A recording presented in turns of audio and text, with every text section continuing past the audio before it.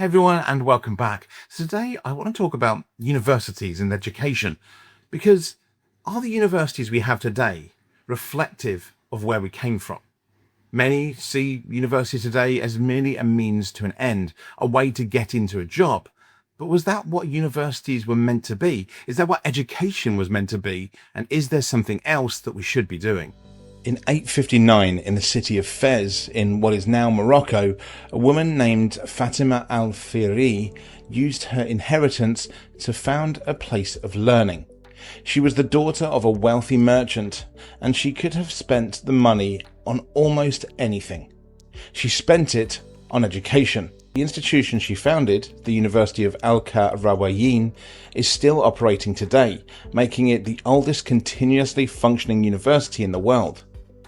2 centuries later, in 1088, in the city of Bologna in northern Italy, a group of students, not a king, not a church, not a government, got together and decided to pool their resources to pay scholars to teach them.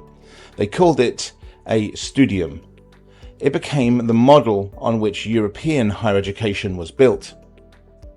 2 institutions, 2 different cultures, 2 different centuries, and the same fundamental conviction driving both of them: that knowledge matters, that understanding the world is worth organizing your life around, and that it's worth building something permanent in service of that belief.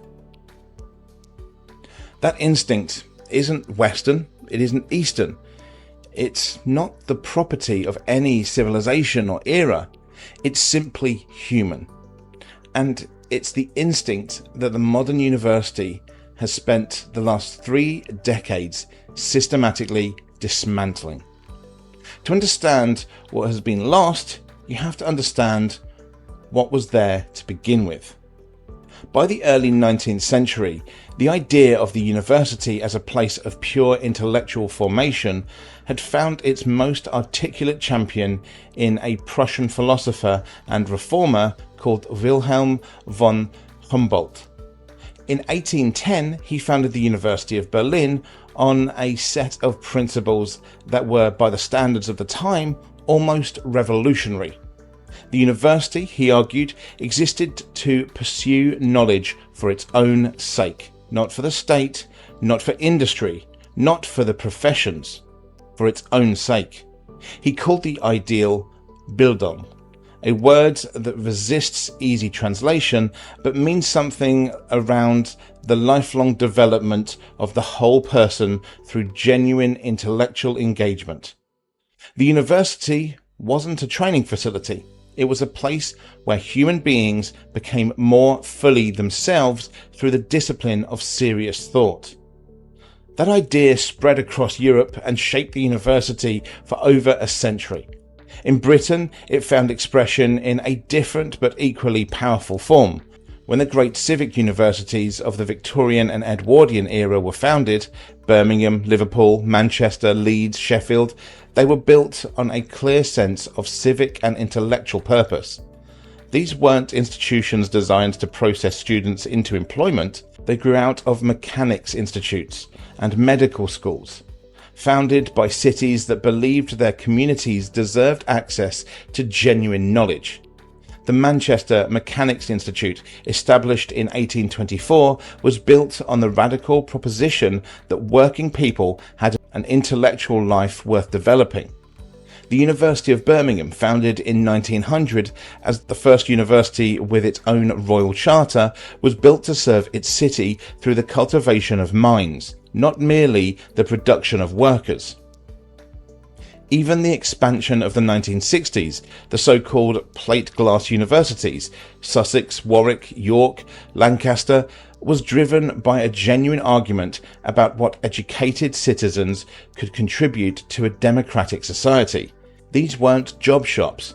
They were places built around an argument for the value of learning. Something changed, and it changed with remarkable speed. The shift began in earnest in the 1980s and 1990s, when governments on both sides of the Atlantic began to apply market logic to higher education.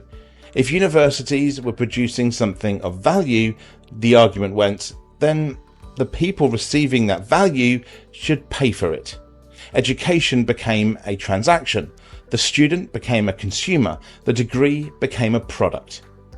Once that framing took hold, everything else followed with a grim inevitability. If students are consumers, then their satisfaction must be measured. League tables began to rank universities not primarily on the quality of intellectual formation they provided, but on metrics that could be captured in a spreadsheet. Graduate employment rates, student satisfaction scores, contact hours, facilities. Universities that had spent centuries building cultures of serious inquiry suddenly found themselves being evaluated on whether the students were happy with the car parking. The curriculum began to reshape itself around those metrics. Courses that could not demonstrate a clear employment pathway came under pressure. Subjects that existed because they trained people to think, philosophy, classics, history, pure mathematics, were reframed as luxuries. Employability became the dominant language of academic life. The question was no longer what should an educated person understand, it was what skills does the employer need this graduate to have? And here is the thing, that question isn't wrong in itself. Of course graduates should be employable. Of course universities should be connected to the world they serve. The civic universities of the Victorian era understood that perfectly well. Birmingham and Manchester were deeply embedded in the economic and social life of their cities. But there is a profound difference between a university that engages with the world from a position of intellectual strength and genuine educational purpose, and one that simply reorganizes itself around whatever the graduate employment market happens to be asking for this decade. One produces people who can think. The other produces people who can perform the tasks currently in demand, until those tasks no longer exist or the world changes in ways that nobody anticipated. The students who gathered in Bologna in 1088 weren't naive. They understood that what they were learning, law, medicine, philosophy, had practical applications, but they were driven by something that preceded and exceeded those applications. They wanted to understand. They believed that understanding was worth the effort and the sacrifice. They built from nothing one of the great institutions of human civilization because they took that belief seriously. And Fatima al-Fihri, 2 centuries before them, had done the same. She didn't build al-Qarawiyyin because it would improve her employment prospects. She built it because she believed that a community organized around learning was worth creating. That education wasn't a means to an end, it was the point. Wilhelm von Humboldt believed that a person formed by genuine education, one who had learnt to think rigorously, to question carefully, to hold complexity without collapsing it into simplicity, wasn't just a better worker, they were a better citizen, a better human being. That the university's greatest gift to society wasn't its graduates' starting salaries, but its graduates' capacity to navigate a complicated world with wisdom and integrity. That idea didn't become obsolete because the economy changed. It became inconvenient because it is harder to put in a spreadsheet. The university was never supposed to be it was supposed to be something far more important than that.